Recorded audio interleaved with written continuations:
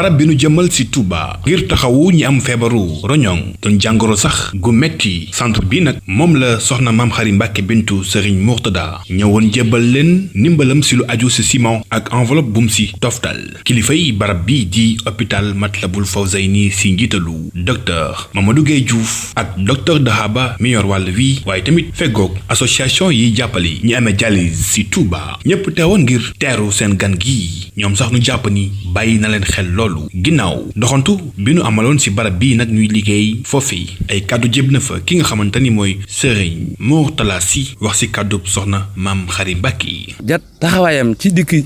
yëkkati alal def ko ci juróomi fukki barigoy ciment bëgg see tegaat téeméeri junni ngir dimbali leen ko jël ñeent fukki junni jox ko malade yi loolu acte la boo xam ne da koo tàmbalee rek waaye yéen man xam naa ne ëpp na loolu wóor na ma ne su mënoon a tabax bi nit dootu ko yëg dana ci xëy na ci goon bi mu ko mënuti lii mu ci dugal da nga gis ne dana fexewaat ba ñeneen ñoo xam ne mën nañ lu ëpp li mu def mu dugal leen ci ndax su boobaa looloo ci gën a am njëriñ ndax jënn jëmm ji day wecc ko fukki nit day wecc ko téeméeri nit ndax dañuy fexe ba jëmm ji suñ ko gisee mu bokk ci liggéey bi mel nii ku ko gis tey soppoon ko da nga ne kii kat lam nekk lu wér la ndax dana bari ñu ko dégg ñoo xam ne nii ñu def tey nii am na ñoo xam ne xamuñu ne nii la mel yëguñu ko itam demuñu itam ba gis malade yi fañ tëdd waaye gannaaw yàlla dogal na dem na ba gis malade yi fi mu tëdd loolu bi muy ñëw sax yaakaartu na dana leen gisee noonu waaye bi mu leen gisee yëg na ne fii kat ndekal bi fi waaye def Sëñ Tuubaa nga ko defal looloo tax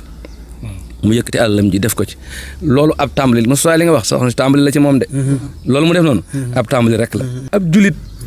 daa war a yëg ne nit ñi wéradi nañ moom mu yëg ne moo wéradi ndax loolu mooy julit dëgg mooy bi nga yëg ne nit ñi wéradi nga defe ne yaa wéradi loolu mooy julit ndax ki mënul ki man rek ku mën a dimbale ki yorut ki rek mën a ko dimbale kon ni nga def taxaw ci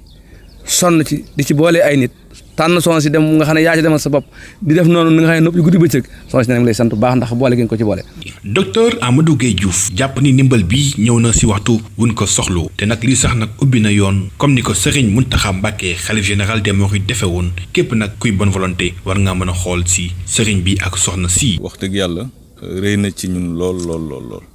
ndax projet bi ba ñu ko nosee ba noppi mu dox ci diggante way tawat yi nga xam ni seen association Achir bi sëñ Moustapha Diakhaté moo ko jiite ak service su néphrologie bi nga xam ni docteur Dahaba Mohamed Dahaba moo ko jiite ak ñun hôpital bi nga xam ni ñun ñoo ko boot ba ñu ko nosee ba noppi dañu dem ci sëriñ bi bañ ko gaaralee mu rafetlu ko yëkkati alalam ne daf koy tàmbalee muy 30 millions. loolu wax ngeen ko léegi ab junj la ab joxoñ la nga xam ne soxna si moom dégg na bu baax fi sëriñ bi waxee ba tax mu ñëw def lii yëkkati alal ji mu yëkkati def ko ci kon dañu koy santaat bu baax di ko ñaanal suñu borom may ko lii mu mën ren yàlla na mën lu ko ful téeméeri yoon déwén ñaanal suñu borom yàggal ko fi moom itam te lépp lu muy mébét suñu borom jàppale ko ci ba mu am ko lu kawe nu mu ko bëggee. centre bi nag ñuy jëmal ci Touba jàpp nañu ni su paree dina mën a jël lu tolloog 3 téeméer ci ay hémodialysés yi nekk ci biir hôpital bi jamono ji sax nag ñu am jafe-jafe ngir jël leen en charge liggéey bi war a toll ci fanweeri weer ñu xayma ci koppar juróom-ñetti téeméeri millions yuñ ci nar a dugal. Un important tonnage de ciment, doublé d'une enveloppe consistante, ont été remis aux autorités de l'hôpital Matlaboul Fawzayni en guise de participation pour l'achèvement du nouveau centre de néphrologie en construction. Selon le directeur de l'hôpital Matlaboul Fawzayni, cet apport exemplaire est salvateur. Donc aujourd'hui, nous sommes là pour recueillir une donation de Sokhna Maam Xari Mbàkke qui vient dans le cadre de la construction de ce centre de dialyse. Donner sa participation à la suite du khalife général des mourides sëñ Mountakha Bachir yàlla na suñu borom dolli ko wér te yàggal ko fi c'est un exemple qu'elle est en train de donner parce que ce projet-là concerne tous les patients qui souffrent d'insuffisance rénale et qui peuvent demain avoir besoin de la dialyse. Nous avons un centre de dialyse actuellement au niveau de l'hôpital, mais qui est étroit. Il n'y a que 7 postes pour les dialysés chroniques et 1 poste pour les malades dans le cadre de l'urgence. Ce qui est loin de satisfaire la demande en soins en dialyse ici à Touba, parce qu'il y a une liste d'attente de 300 et quelques personnes. Donc ce projet nous permettra de faire face à cette liste d'attente-là. Et demain, peut-être d'aider même d'autres patients d'autres régions du Sénégal. Donc,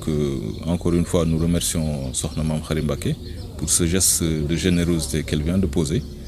Et nous attendons à ce que d'autres responsables et d'autres notabilités religieuses de la ville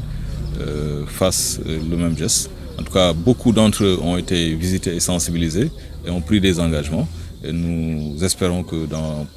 peu de temps, ces engagements vont être concrétisés. Pour une durée de 30 mois, le coût global du projet s'élève à 800 millions de francs CFA. Le centre aura une capacité d'accueil profitable également aux hémodialysés provenant des autres localités.